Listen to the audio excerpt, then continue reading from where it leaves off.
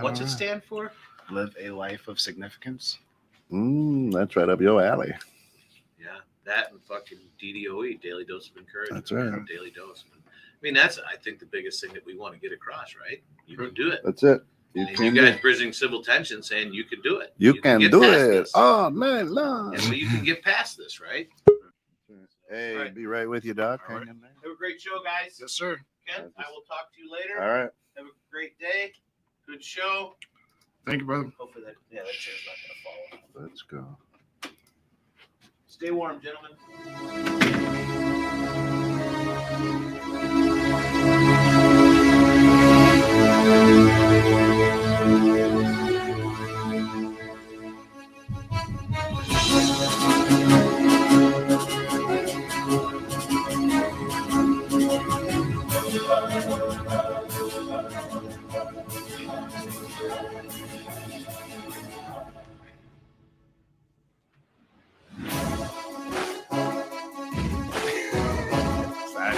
New season. I still can't dance very well.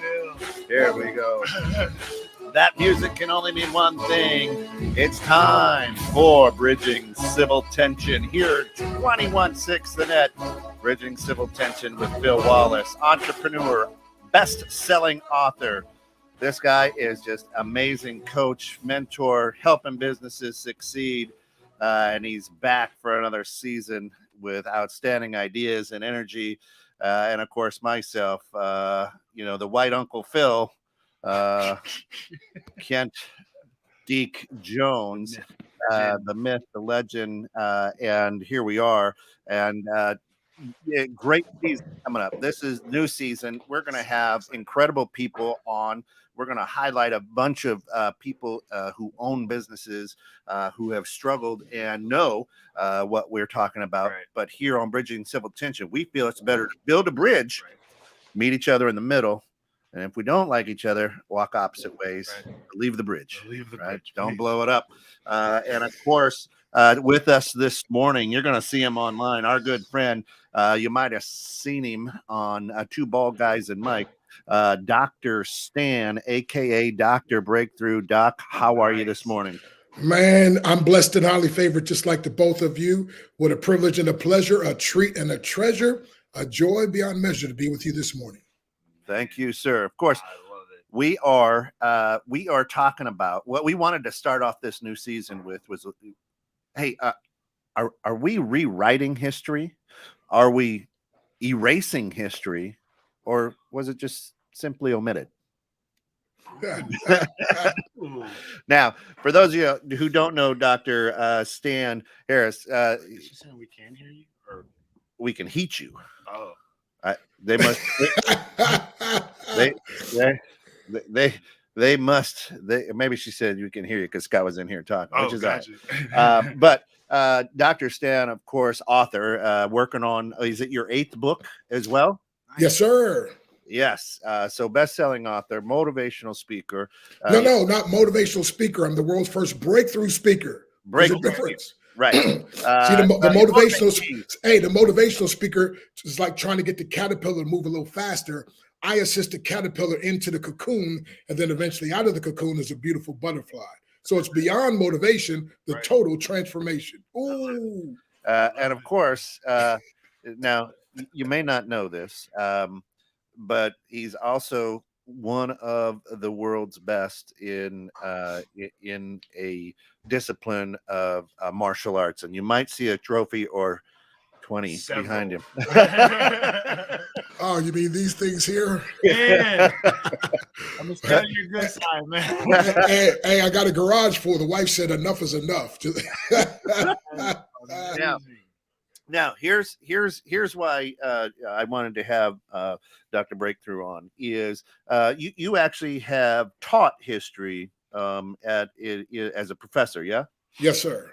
Okay, and so lately, what we've been hearing is, oh, you're knocking down statues, you're erasing history, right? And nobody's going to remember all this stuff because you're knocking down these landmarks, right? What's your take on that? Well, first of all, appreciate again the both of you, and thank you for what you're doing. Because see, this needs to be talked about, in an intelligent way, right? Get the emotions aside, Yeah. get the preconceived notions. That's like men and women that's come together and talk. And so, first of all, when I went through college, many years ago, too many for me to. But anyway, back in the '70s. And I asked my professor at the time, I said, hey, I don't mean harm, but, the only time in this whole semester you talked about Black folks was, Martin Luther King, Harriet Tubman, Frederick Douglass, and slavery. Like, surely, my folks, we did more than that. The Fantastic Five. That's man. it. And I said, surely we did more than that. And he's like, and he's like, and this guy's got several earned doctorates. Yeah. And he says, well, but again, several earned doctorates from a place that only teaches certain things. Yeah. Right. So he says, well, that's really all I learned about. If you go to the library and do some studying, you'll probably find out some stuff. And man, I was shocked. I was like, wow. So make a long story short, by the time I graduated, did postgraduate work, they hired me then to become a professor.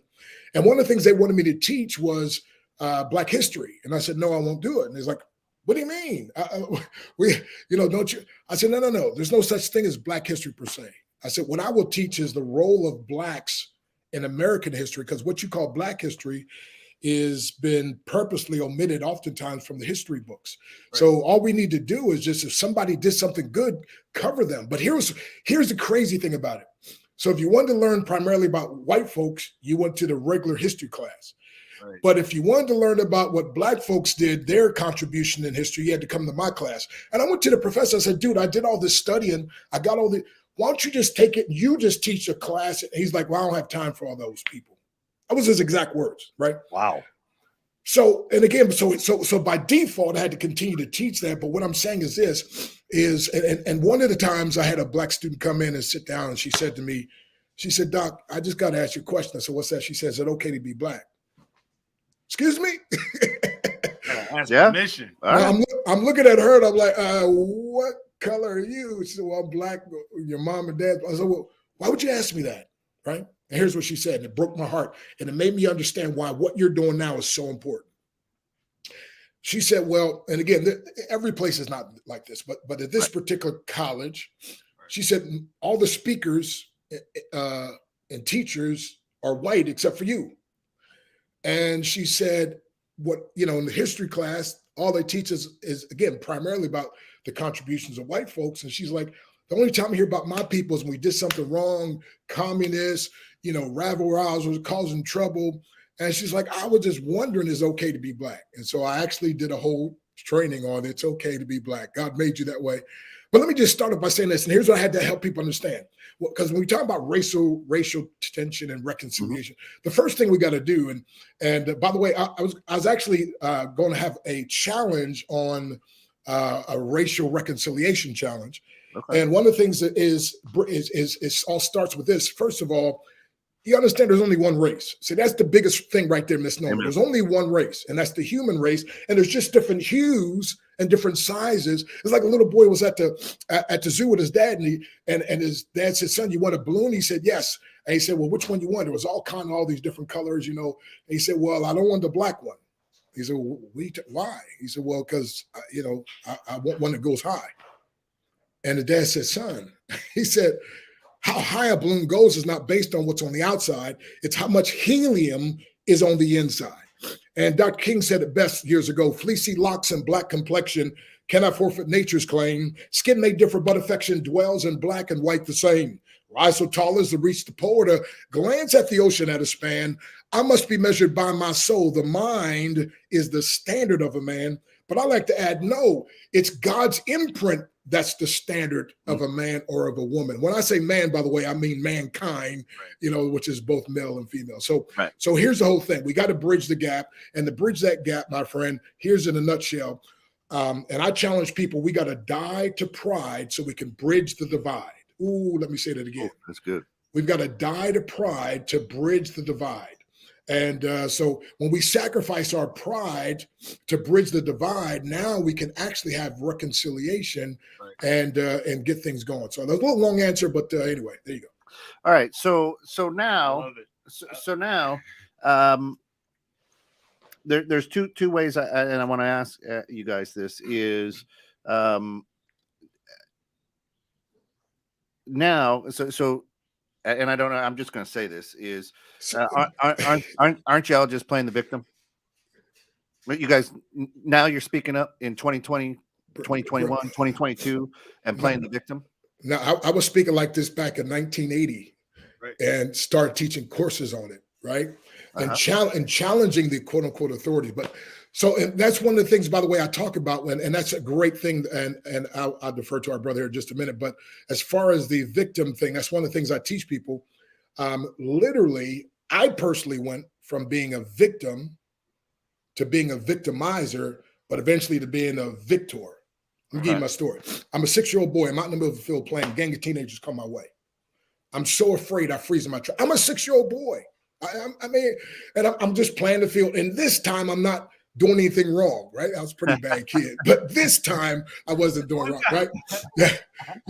You get pulled over by the policeman for going 2 miles an hour. It's like, dude, you should caught me when I was doing 30 or 40. He's like, no, I'll take the 2 miles, right? But watch this. So seriously, though, so here and these guys grab me, and the guy hits me in the stomach. Bam, knocks the air out of me. I don't know if you ever had the air knocked out of you. Trying to breathe, you can't. And they start. Now I'm a 6-year-old boy. They start beating all over me, pounding all over me. And one of them picks me up and slams me on the ground. And again, I'm a 6-year-old boy. These are teenagers. They start stomping all over me like I'm an ant or a roach and kicking all over me. And I'm bleeding, crying out for help. And literally, I'm bleeding from everywhere you can bleed. You would think that was enough. I mean, a gang of teenagers, one 6-year-old boy, that wasn't enough for these guys. One of them flipped me over. Now I'm faced up. And they took a great big old bucket of tar, poured it on my face, poured it on my body, took a bunch of feathers, threw them on me, and left me there up north in Harrisburg, Pennsylvania, not down south, up north in Harrisburg, Pennsylvania. Literally left me there. Thank God somebody finally found me, rushed me to the hospital. But I mean, my life was a mess. And so many different racial situations. My brothers and I, we would ride our bikes. Now, we lived on the east shore, and across was the west shore, and some folks call it the white shore. We didn't know. I think at the time I was 10, and my other brother was 9 and 8. We rode our bikes. Man, they came out the house with baseball bats and calling us names and crowbars and chased. And man, we got away. And so again, our thing was, I mean, for a while, I thought, well, man, if I wasn't black, maybe I could be successful in life. If I wasn't black, maybe, then I got to a place, you know what? They got me. I'm getting them back. Right. Are you with me? So then I became a victimizer. Like this white guy, this, and I'm clumping everybody in the same group. It wasn't every white person that did me wrong. Right. So I went from being a victim to a victimizer, and then becoming the victim when I realized, oh, wait. I've got to learn to understand and learn people and get to meet people where they are. Because here's the thing, and I tell people this, we've got to either, and my basis for doing everything is a biblical basis, and I don't make any apologies for that. So I say this, my friend, if we don't take care of this and do it in the biblical way of what's called reconciliation, then we do the world's way of retaliation that eventually leads to annihilation, right? Yeah. So no, I don't play the victim card. It is what it is. But, people, speak up, and there's some people like, man, but, you guys have come so far. No. You don't even, anyway, that's a whole nother topic. But we didn't start off as being slaves. We start off as being world rulers and everything else. And that's a whole nother conversation. So we haven't come very, we've fallen. But when you don't know who you are and you keep being sent back to slavery as a reference point, right? And you keep being sent. So no. When people start understanding the great contributions of people that with a hue like I have, the same, I mean, it's all good. But the beautiful thing again is as we have discussions and as we deal with this, then the wound can heal, right? And some people are like, well, you guys just need to forget it. Well, don't forget. You don't want to forget 9/11, do you? Hello, you don't want the Jews to forget Hitler and the Holocaust and what happened. Right. No, we got to learn from things and then improve. So anyway, again, I got to be shorter, man. No, you good. Hey, look, I got to be shorter. Let me get. I love it because this is our first time meeting, correct? I've never had a conversation with you. Well, we met in the mind of God before the foundation of the world, but I'm with that. I love the fact that you're a doctor saying the same types of things that I've said that I was told that I was crazy about. And then the person who has the education in their field, it's a doctor, is coming on the show saying the same thing. Yes, but you're more. But by the way, I had to be self-educated because the way I was taught was totally against. Matter of fact, when I was in school, we had Black History Week, and guess what? Right. The black folks, we all skipped school during that week. Why? Our attitude was, why do we want to learn about those old dusty black folks, right?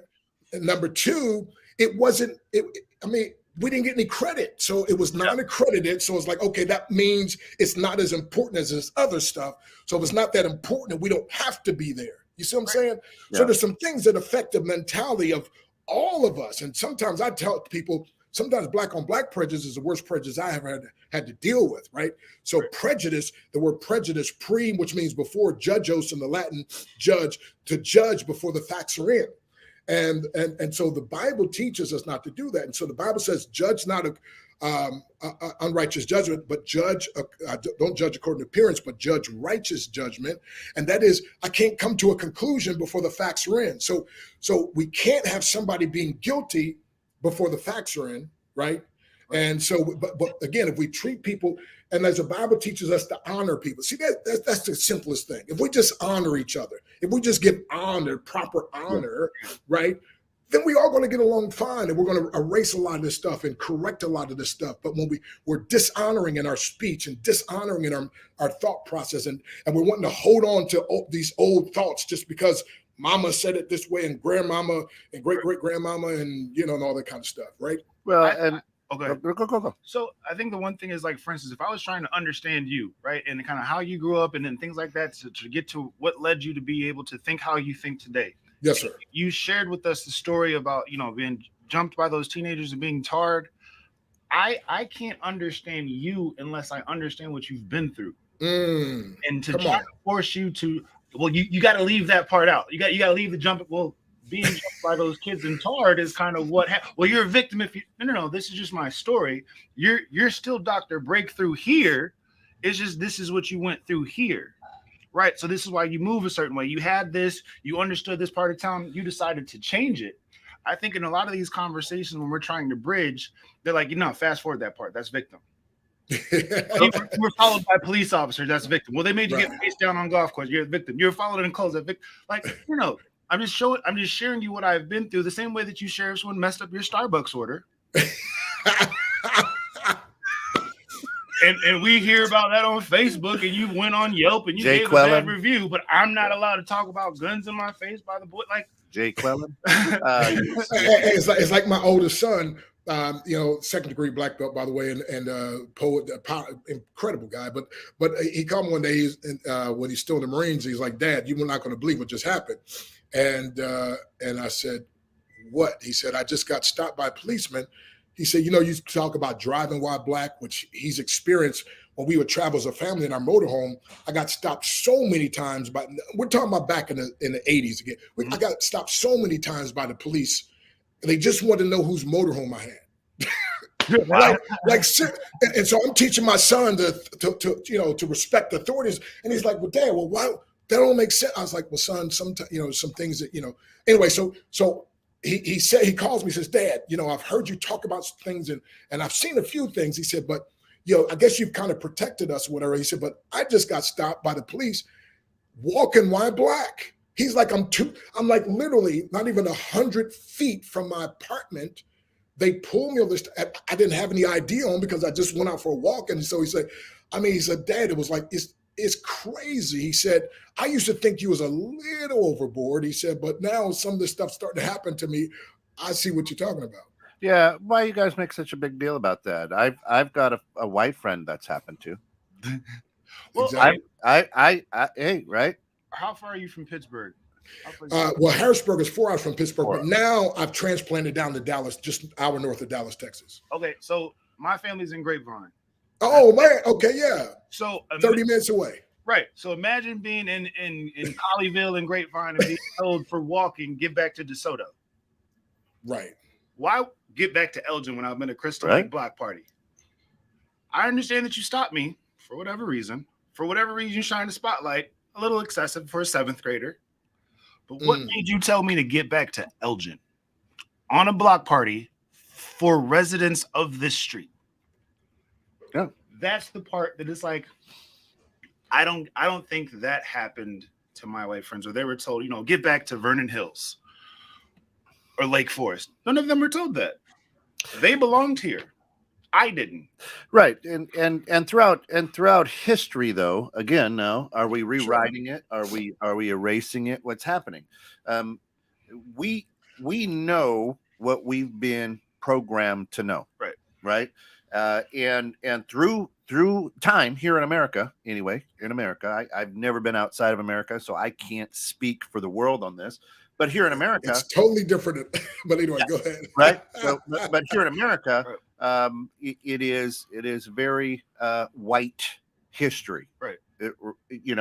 And so this is what I know. So if this is what I've been taught, and this is my experience, that's my reality. Right. So I don't see that. Yeah. So I can't believe that. So I got to ask Dr. Stan a question. So going with what you're saying, history. I was having this conversation with another one of my friends. I'm a history major too, so I love the fact that. So it's. Hey, by the way, you know what we say, by the way, bro? History, his story. But anyway, go ahead. You be on the same page. We want our story, but anyway, go ahead. We would love to have our story, but I feel like the way that history is taught is a certain group of people saved these nasty savages, these hoods, and these cartel people, and these terrorists, and this group of individuals. No. First, they discovered them. First, they discovered the land with millions of people. But if I discovered Kent's wallet right now, I'd be under arrest. I can't discover what's yours. Yeah. But so this group of people helped these savages, these terrorists, these thugs, and these drug cartel people. They've always done what's right, and that's the way that it's told. And it's no, these are just the facts about you guys. And no, these are just the facts of you guys. No, these are just the facts of you guys. But yours is watered down and hidden. Like when he never told a lie. No, but no one says this dude raped slaves, has 27 mixed kids with women that he would rape on his plantation. That's not that we don't keep the same facts here that we're willing to tell over here. And I think that if it was our story inclusive, but also the real story here, that entitlement or that mindset that comes with this group has been perfect over history. There's been some blemishes, slavery, but overall, we've always rushed to do what's right. If we told the same honesty and transparency here, then it'd be like, all right, well, we're all flawed. And so let me get the plank out of my eye.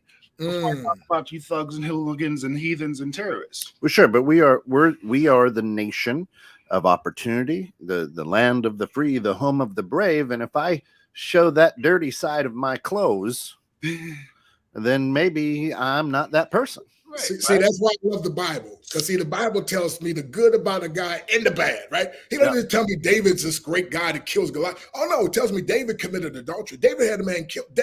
David was if you just read the bad part, David's a bad dude. Yeah. If you just read the good part, he's a great dude. So the key is this. What we're saying is that's the Bible says a just weight. Unjust weight is abomination to the Lord, but a just weight is his delight. So it's unjust when you teach me all these good things about people that look a certain way and all male, and you leave out the ones that look a different way and the females. Yeah. So what happened? See, that's why, by the way, somebody told me, said, man, you're the most educated guy that speaks against education. I said, no, what they call education is not usually education. Hold on now. Well, let me back up and eat. Let me make it a little easier for y'all to swallow.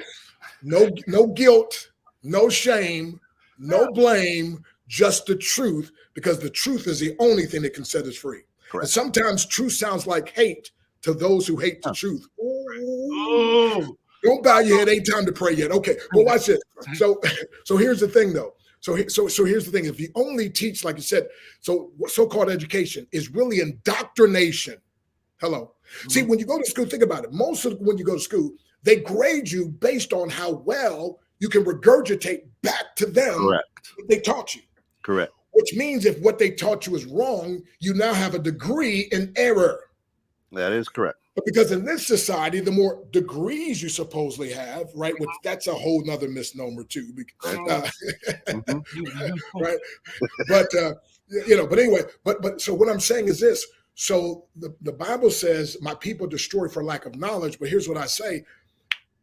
I learned if there's a period, that means they were destroyed for something they didn't know. But there's no period there.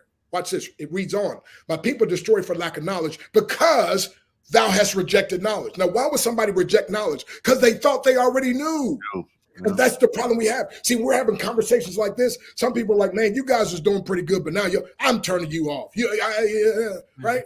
Because they've been programmed a certain way. And so we got to go in and go through that programming. Now, when I do my presentations, I preach in churches or speak to home-based businesses or corporations, I use boards and bricks and different things because I want to demonstrate, right? And so I hold up a board and I have it written on there, limiting beliefs. And I show the people, I say, look, right in the middle of the word beliefs is a 3-letter word. Can you see it? And I'll use it and I'll underline it. And people are like, the word lie. So whenever there's lies that you believe in, guess what? You're going to live a very limiting lifestyle. And I said there were so many lies that I used to believe about myself, so many lies that I believed about people that even look like me because I didn't see anything any different. Okay? So let me give you this quick story. It may break your heart. But my youth pastor one time said to me, he said, man, I'm 15 years of age. He said, man, I want you to come over to my house. I was like, me? Because I grew up being rejected, physically, verbally, sexually, racially abused, tried to commit suicide on 2 occasions before I was even 12 years of age. And I'm so glad I failed, by the way. Yeah, but it was such a hopeless situation. But so here I'm 15 now, I give my life to the Lord. And he wants me to come to his house. I'm thinking, you want me to come to my dad left when I was 3, never came, never called, never sent mom a dime. And all black folks don't grow up that way, by the way. And so anyway, but he says, no, I want you to come over. So he's calling his wife sweetheart. She's calling him honey. Their house is clean and everything else. I go to bed and now I'm this tough martial arts guy. And by the way, as a teenager, I became a champion in the adult category because teenagers weren't any competition. I worked out 4 hours every day, by the way, back then. But anyway, so I fought with the grown men and won in the grown men's category. So I was a little kind of proud of myself. And so I was I was tough. I've been hurt a lot. And so like a lot of young men and even women, I developed this hard shell to try to protect myself, right? So you're talking about a chip on your shoulder. I would knock it off, But anyway, so watch this. So I'm thinking, nobody cares about me, man. No, you want me to come over to your house, and I'm seeing this guy, his wife loves him, and I'd never seen that before, and their house is clean, and he thought I was joking when we pulled up, and I said, you got grass? He's thinking like, what are you talking about? I'm like, well, where I live, none of us in the projects had grass. What are you talking about? Right? And again, all black people don't grow up that way, but watch this. I go to bed with tears in my eyes, with tears. And I said, dear God, I never, ever wanted to get married, but now, if I could ever have something like this, please, if I could have a home like this, if I can, see, here's what's crazy. I'd never been exposed to anything like that before. And one exposure made a difference. Watch this. I went home and every day, now my brothers started taking advantage of it. Every day I would clean the house. Every day I'm cleaning the house. So these guys like, hey, we just throw stuff anywhere. He's gonna clean it. But I saw something different that I liked. And then I said, man, I'm going to have that. And I'm glad to say I'm married to the woman of my dreams. I woke up, it wasn't a nightmare. My ABCD, my adorable brown caramel delight. But here's what I'm saying. But that one exposure. So what if we would expose people to these great inventions of different people that look just like, what if we expose everybody to the truth? And so we got to get away from this. Here's the way it's looked like. A black man, he's bad, but this one happens to do good. Here's a white man, he's good. Oh, but that one happened to do wrong. See the whole premise that we're coming from. And so, our brother, you're exactly right. And again, we've got to, if we're gonna have some reconciliation, then we got to stop. First of all, like I said, realize we're only just one race, and realize we come from different backgrounds. I mean, there's people from the north that quote unquote think of people in the south as certain. You know what I mean? It's all kind of different prejudices and all kind of different things that we, through education, true education and understanding. And I close with this. There's a number 6, right? If you imagine a 6, right? They got a picture of one guy standing on one side saying, hey, it's a 6. And the other guy's on the other side saying, no, it's a 9. And the guy said, no, it is a 6. He said, no, it's a 9. The guy says, come over here where I am. And when the guy walks around, he says, oh, it is a 6. Right. All we're saying is, you've been looking from one side. Come on around over here. Okay, let me stop. They don't want to do that. All right. So, of course, the who you've been listening to and our great friend, Dr. Stan Harris. If people want to find out more about you, what you do, how you do it, how can they get in touch with you? Well, they can go to drbreakthrough.com, drbreakthrough.com. That's my main website. Or my mentoring site, which I have people all over the world wanting me to mentor them, and I just was run out of time. So I do it through the internet now. So The Internet Mentor, THE, theinternetmentor.com. I got some free stuff there, by the way.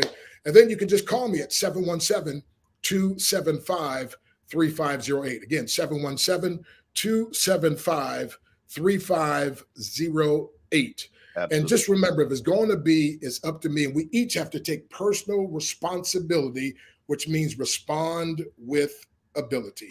And that's stop the blanket stereotypes and generalizations and get to know people on an individual level. It'll change all of our lives. That's what Bridging Civil Tension is all about. Of course, this show brought to you today through the financial support of our good friends at Lelos. That is your clothing line, right? Which stands for Live a life of significance. Live a life Ooh, of significance. I love it.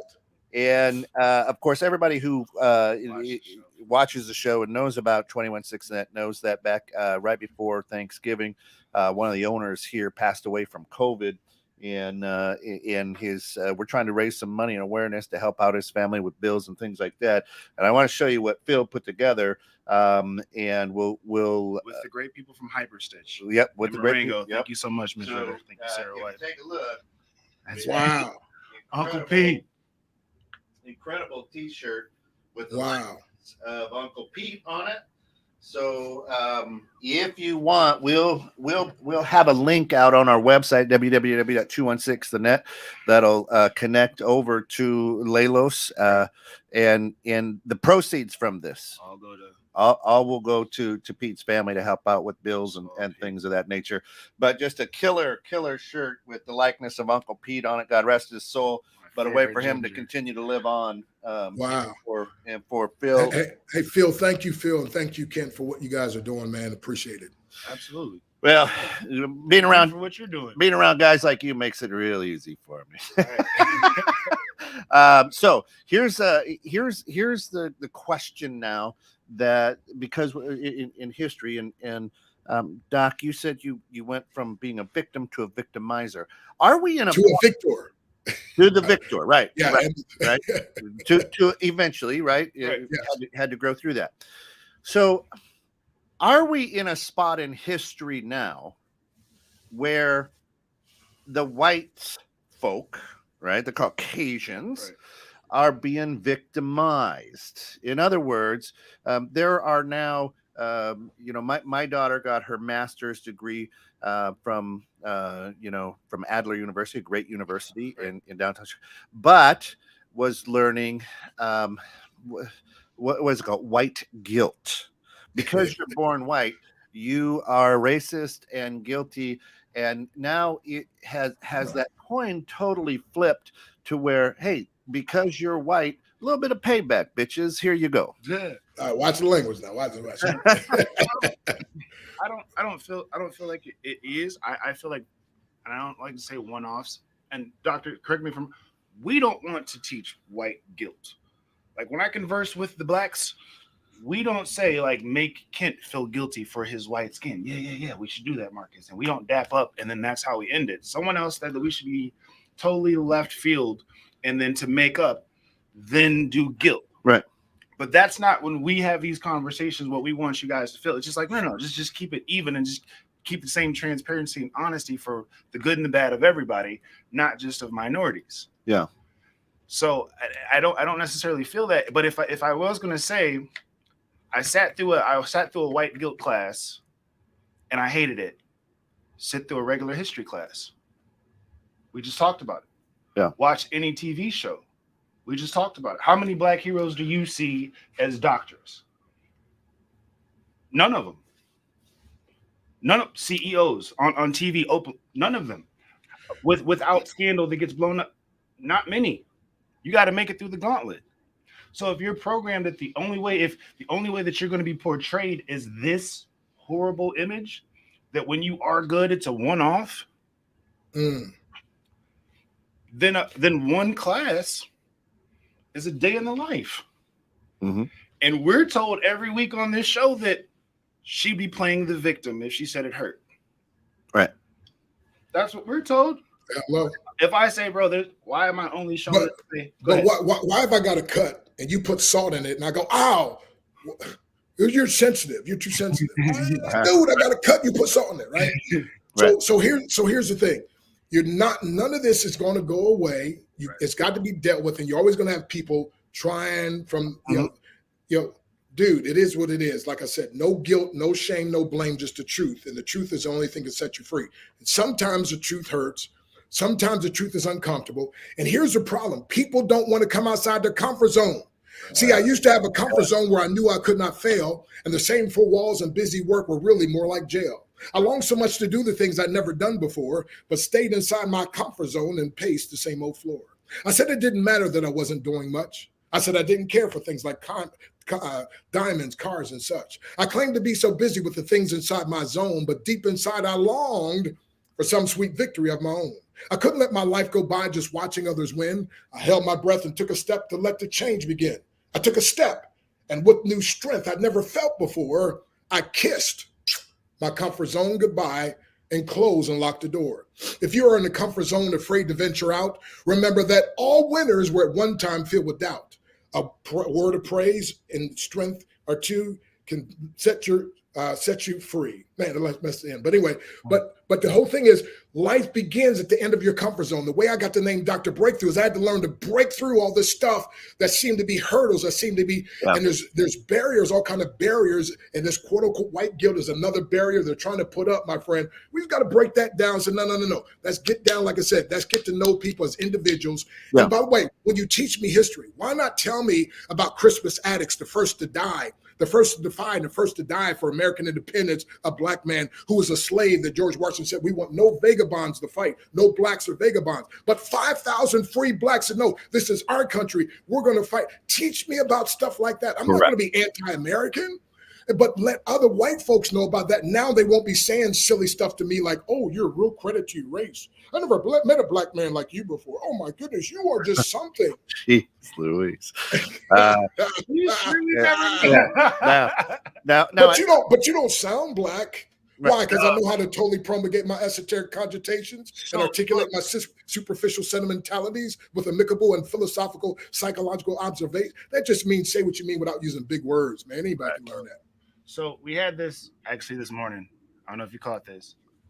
I've noticed that when certain people impersonate black people, they never make themselves sound more educated. How about we begin in Bahaba? And we had a situation where a friend of mine, this is a week ago, where the white dude posed like this for a picture with me, and another dude said, "You're trying to be black." And then the way he impersonated black people made us sound so uneducated.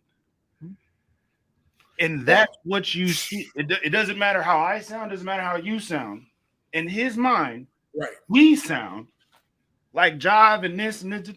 No. Hey, let me tell you. Let's be honest. Hey, not only that. Hey, Phil, you're dressed like a black guy. You got a hoodie on. Oh no, white guys do it now. Okay. Oh look.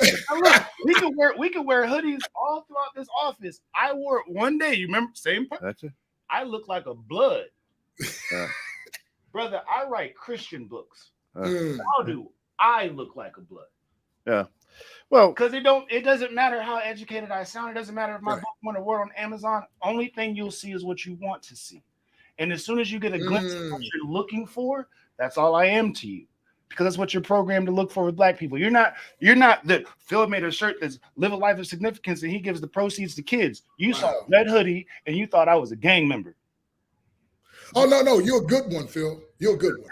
Yeah, you want to go. I thought I was, but I was still a blood as soon as I put a red hoodie on. So with the white guilt, and here's how I addressed it with my daughter, and I love her, and she may be listening. She does great work.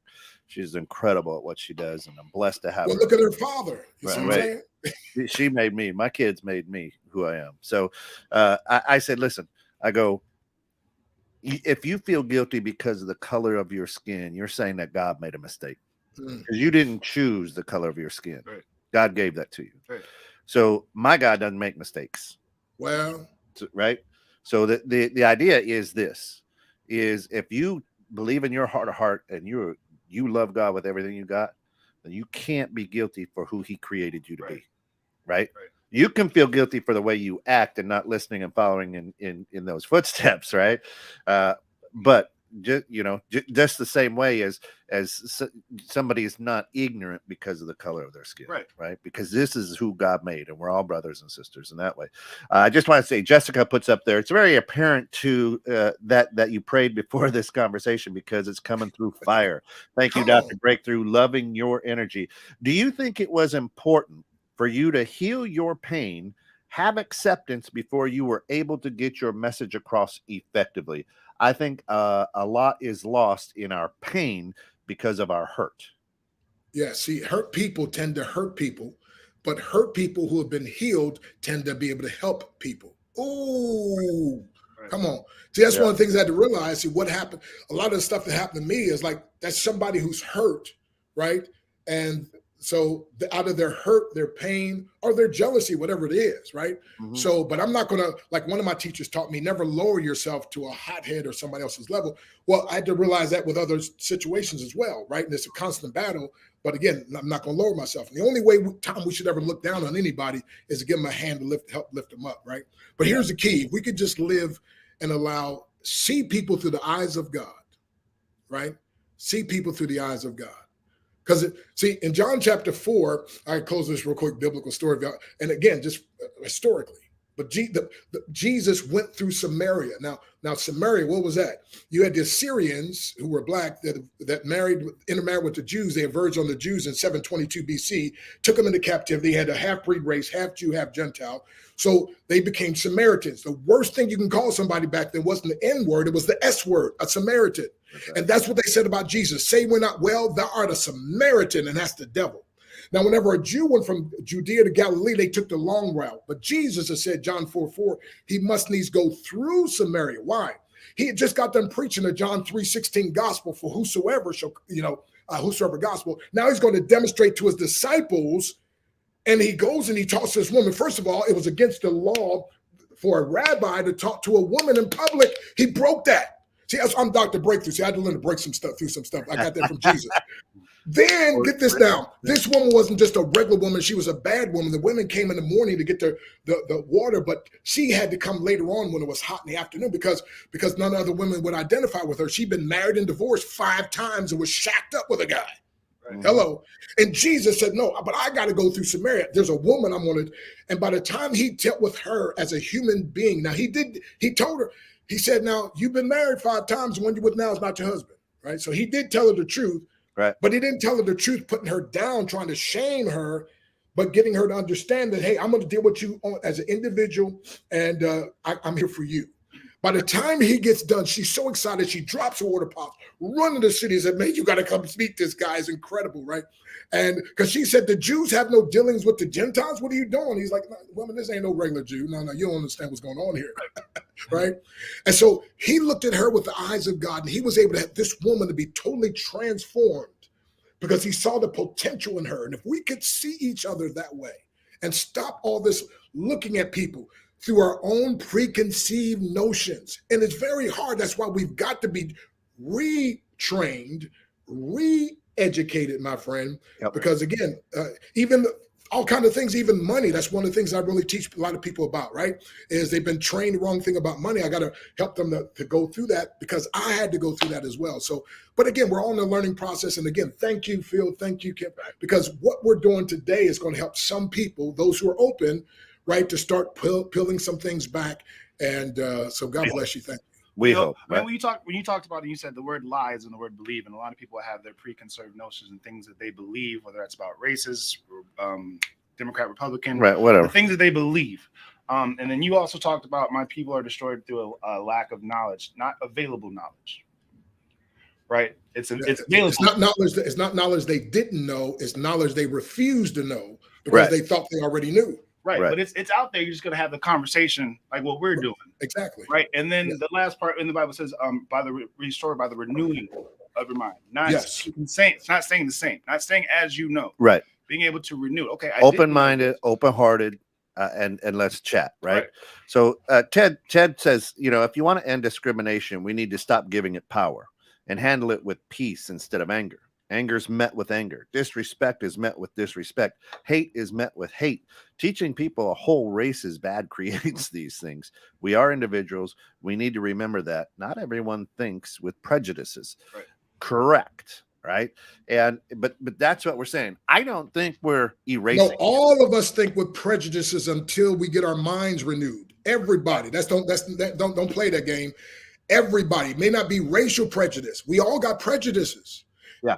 We all come to conclusions before the facts are in. If you didn't, you couldn't live your life. There's too many decisions to make in a day. So there's some things we just look at and we okay, that's the thing. Now later on we find out, it wasn't the case, right? So we can't, some of these things, and I'm not saying it's a cop-out, but we can't give ourselves, no, we got to deal with it. Just like me with women, I grew up, mom telling me every night, I said, man, when I get older, a woman ain't going to tell me nothing, right? And then I went to a certain church, they kind of gave me scripture to almost be like a male chauvinist without me even realizing it, right? So I had to get rid of that. Yeah. Are you with me? So education, learning, exposure, all these things. But if we just come to the table and say, look, we all messed up and we're all just growing and getting better. Yeah. And so, whoever knows the most on this topic, you teach and I'll learn, and then, vice versa. And, and by the way, let me close with this. I got a friend, Dr. Joel Freeman. You got to get me on the show sometime. He wrote this book and he's getting this working on getting this in all the public schools, Black History 365. Right. Yep. So powerful, just educating people. Because again, when people get educated, there's so many things, and I hate to tell you this, but this is the truth. I spoke at a little church way down the deep South, and me and my family was the only ones there that looked like me. And they didn't even know I was Black. But they heard so much about me, they just couldn't figure out, So anyway, but I was there. But one guy came to me, he said, man, he said, I'm going to give your people a chance now after hearing you. You are like so. I was like, bro, it's not my people. It's God's people. Right. So let's just get back to doing it. If we could see people through the eyes of God, it would change everything. I mean, there's Black people who are prejudiced against Black people, not just some people prejudice against white people. So, some people prejudice against tall people, short people, some educated people prejudice against uneducated. It's all of us need help and have understanding. Yeah. And we can't criticize our brother until we walk a mile in his moccasins, right? Yeah. And Shayna, good morning, says, we are the quote unquote they in these stories, solving things by insisting people see the same movie. If the story is forced, it doesn't land the same as it would if you come on it on your own. Thanks for sharing. Right. And I think here's the interesting thing, and maybe it's just from my perspective, and I want people to understand, as a 52-and-a-half-year-old white guy from Iowa, right? As I basically grew up in Iowa, I got friends every race, creed, and color, right? And so I'm not prejudiced. However, through this last couple seasons of bridging civil tension and having conversations with people, I go, I didn't know that. Right. And now I tend to, and here's an interesting thing, that I'm not healed 100% to where I need to be. Right. Because none of us are. If I'm sitting in front of the television and I'm watching commercials, I find myself going, where are the white people? Because we have now shifted to say, hey, everything was pretty well whitewashed, with the programming. And then I start having this inner dialogue with myself going, well, why am I noticing this? Right? And why am I feeling this way and saying this when for 52 years I never had to, right? But for your 35 years, you always had to. Right. And for my 61 years. Right? Right. So I sit here and I go, oh, I'm starting to understand now. Right. It doesn't make me feel uncomfortable because I'm trying to understand the dialogue I'm having in my head, right? So as we sit here, we're just being transparent about these conversations. Yeah. And I tell you to remember certain things because they'll come back later on. When we're doing these shows, remember this topic. Come on now. You're going to see it in another light. And I think you're very like I'm not taking anything away from how you feel as far as like, man, where am I in this commercial? Yeah, right. And like you said, but for years we had to be like, man, where are we in this commercial? Where am I on these TV shows in a positive light? Arnold. Hello. But like you'll say commercial, and that's fair. But keep that same energy when I say where are we in a positive light as far as in the media image? Right. Because we want to see this as bad as you want to see commercials. Yeah. No, you guys could just do sports and music. That's all. Yeah, right. Just dribble. Shut up and dribble. Just shut up and dribble. but so yeah, man. I mean, you guys are hitting it right on. And again, but if we come back to true, authentic love that covers everything, right? I think a lot of people out there aren't having that inner dialogue that I'm having. No. Well, they stop themselves. Yeah. They're getting upset. Well, we're all white. Oh, this is they don't want to buy into the religion. And not all. They don't want to buy into the religion. Oh, they're preaching about fairness again. Yeah. and literally, the people on these commercials in these shows are absolutely stunningly beautiful. And, you know what I mean?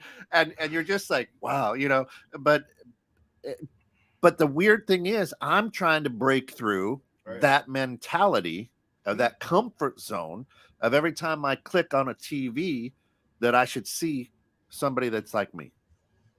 Right. And so I have to try to, and I'm stealing, Dr. Breakthroughs, but I need to, I got to break through this. Come on now. And you can. Right. Well, let me ask you a question though. So let's think about it this way. What if every teacher you had in school didn't look like you? Yeah. What if every person you learned about that was positive, that did something powerful, didn't look like you? Yeah, you're right. So when you say victim mentality, a lot of times folks was trained subconsciously without even recognizing what was going on, right? And so, like for instance, people say, well, who was that? The more when you had to have hire a certain amount of blacks, and you're like, that's not fair. That's not fair. Should be based on qualifications. Yeah. I'm all for qualifications, but for many years you made color qualification, right? Yeah. And so you said, well, if he wasn't black, we would have him, or she wasn't, So okay, let's get away with that. But again, we've got to educate, and sometimes we're going to be hurt, and sometimes people are going to, the guilt and the whole shame and all that kind of stuff. Well, a lot of times, sometimes there's false guilt, and sometimes there's real guilt. Listen, let's do what we can to make a difference, and you don't have to worry about the guilt. Let's do what we can to bridge, like you're doing now. And by the way, I tell people all the time, my brokenness is a better bridge for people than my pretend wholeness ever was. Amen. So don't say, I've never been prejudiced. Ain't a prejudice born in my body. Man, please. You didn't recognize it yet. It hadn't pulled up yet. Here's the deal. There's nothing wrong with saying I'm not perfect. I'm being perfected, right? Yeah. My wife and I are both imperfect, but we're perfectly suited for each other, and we're being perfected. So we're all in the process of growing and so forth. But now, thank God, at least we went from Black History Week to Black History Month, right? Yeah. How about, and we got the shortest month of the year. But anyway, they told me I was making it up. I was like, I hate to do this. Oh, real quick, I hate to do this, but if there was a pie and I'm cutting slices, and me and Kit got this pie, and your slice looked like this, you wouldn't say nothing? Yeah. Hey, you'd be like, man, just stop being ungrateful. Stop being ungrateful. Matter of fact, we're going to take your pie away from you if you're not going to be grateful. At least you have a slice. Yeah. Right. So, but no, I think people's eyes are slowly, and I like being open and ears and so forth. But I like what I think Dr. King was the one that said it. If you're going to play a piano, you can't play all white string, white keys or all black keys. To make something beautiful, you got to play them both, right? Yeah. And we need to just be like God, like God's the beautiful leader of the orchestra. And we all each have a part. Let's just do our parts, and don't be looking at each other and jealous and mad and whatever and feeling this and feeling that. I mean, It's across the board. Everybody has those times of feeling insecure and, man, you know, I should have had this and this guy. I'm more qualified than he is. How come he got that, right? And if he happens to be, a different shade, then we can say, oh, it's because he's this, right? If he's not, then we got to try to use something else. We all are in the process of growth. But again, we've got to have conversations like this.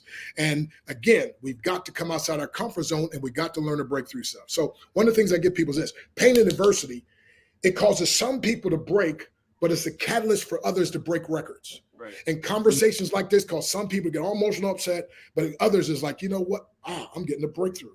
And so we want you to get that breakthrough, because I'm telling you, my friend, it's incredible. So many people are missing out on great relationships, on great opportunities, on great things, simply because we come with something already programmed in here subconsciously that we're not even aware of. That's the thing that's the worst. Yeah. And so we want to just pull some of that out. Well, and like we had talked about, I don't know if you've caught the Netflix documentary High on the Hog.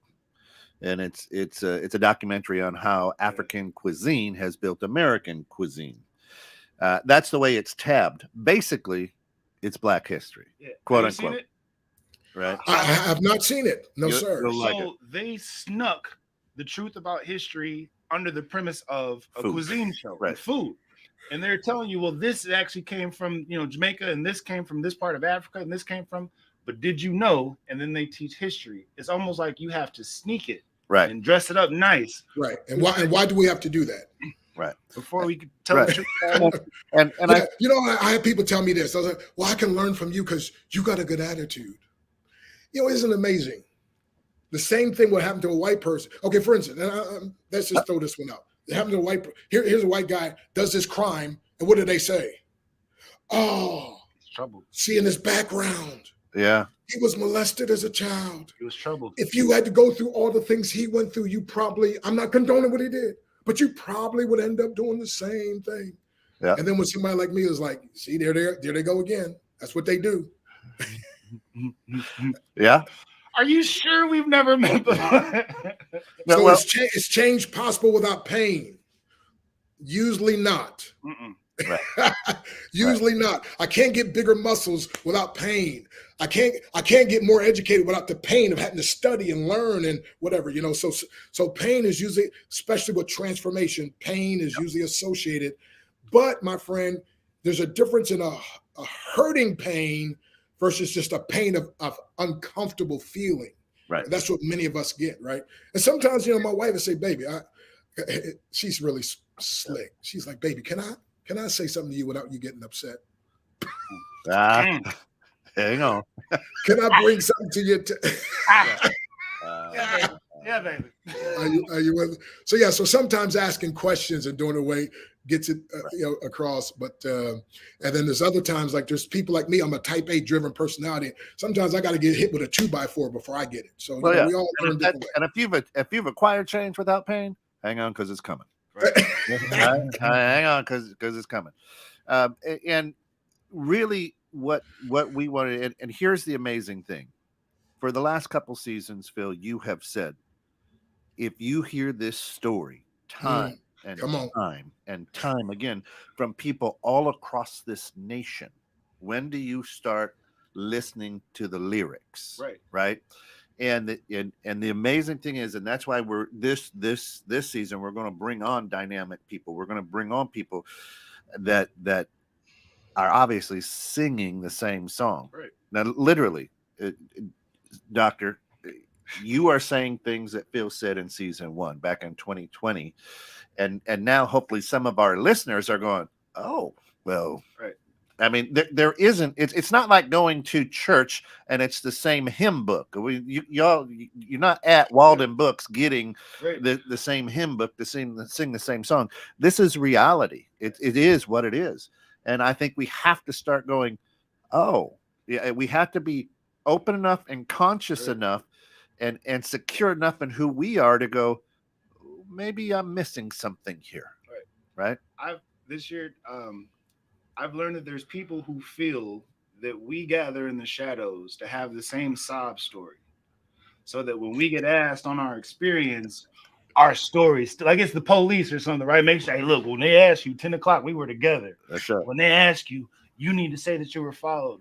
So the fact that we've never spoken and you grew up in Pittsburgh or you grew up in Pennsylvania, Right. And had the same story, that's what Ken is alluding to, is like, no, this just happens that frequently. But you know what's crazy though? I've got some good, quote unquote white friends. I don't know why we always got to say white guy, black guy, Hispanic guy, whatever. But that's good friends. But watch this. We have so much similarities. It's like, dude, like you grew up in my head or something, right? Now, different things, right? So again, so people having experiences, and that's what's crazy when you start finding people that have some of the experiences, thought patterns, or whatever that you have, didn't grow up like you, never been around you, and so forth. You know what I mean? It's like, this is weird, man. And you would have never known that if you'd have cut it off and said, well, he's this, he's gonna be this way, right? No, let's talk, let's converse. It's like, really? What? Seriously? Yeah. This is all we have in common. There it is. Exactly. But it takes that dialogue. It takes the dialogue, and it takes the retraining of the brain and being man and woman enough to say, I'm willing to be uncomfortable, have these uncomfortable conversations. I may be in pain for a while. I may even suffer some false guilt. But hey, let's do this though. Where we need to make amends, let's do it. Yep. That's what we need to do. Let's make our amends, and let's grow together. And again, if you don't want to, that's fine. But at least if we were forced to hear, I asked one good white friend, I said, dude, I don't understand. Why is it you think you can tell us black folks what we need to do? We learned your side. You never learned our side. I don't understand this. See, I understand not just you. I understand me, my people, and I understand you. But I got to sit here and listen to you talk like, bro, come on, man. If I had to listen to you, then just be quiet for a while, listen to me. It was uncomfortable for me, too. Right. If I were to ever raise my hand in class and call out what I thought was a victim story, I'd be expelled. I'd be suspended. I listened to that side. All I'm asking is to take 5 minutes to hear a different perspective. That's it. And it ruffles feathers. All right. Now I could sit on this bridge all day, especially with you two guys who are just dynamic and changing the world. And I absolutely love both of you. But if you can spot it, it's because you got it. So you got to be dynamic. Come on. There it is. Right? Dr. Breakthrough, I am absolutely blessed that the Lord has had our paths cross, and what you do and how you do and who you are and how you live your life is absolutely an inspiration. And I thank you for taking time out of your busy schedule to join us here on the bridge this morning. You're always welcome back here anytime. And notice I wasn't late. Okay, I'm sorry, you guys. I noticed. But thank you. I appreciate let our listeners know once more how they can get in touch with you if they want your mentoring or want to look at any of your books or anything that you do.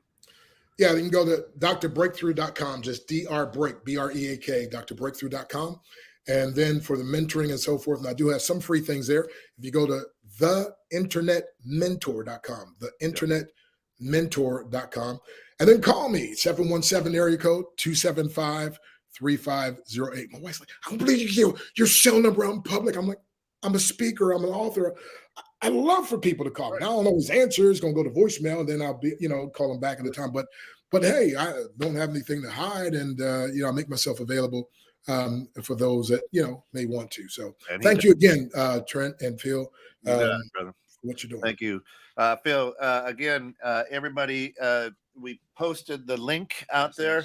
But if you want to grab a Uncle Pete shirt, yes, please do. The funds go to help out the family with all their expenses and whatnot. Stick around here on the net. We can't thank you enough for getting stuck in the net with us here at 216 The Net. Like us, follow us, subscribe to us. Our goal is to get 1,000 subscribers on YouTube. So go to our YouTube channel and hit that away. We really want to reach some people and change the world one listener at a time. Thanks so much, Dr. Stan, Dr. Breakthrough. Phil, everybody come back at 1 p.m. for the Neighborhood Pulse. Appreciate y'all. Good night, John Boy. Good night, Mary.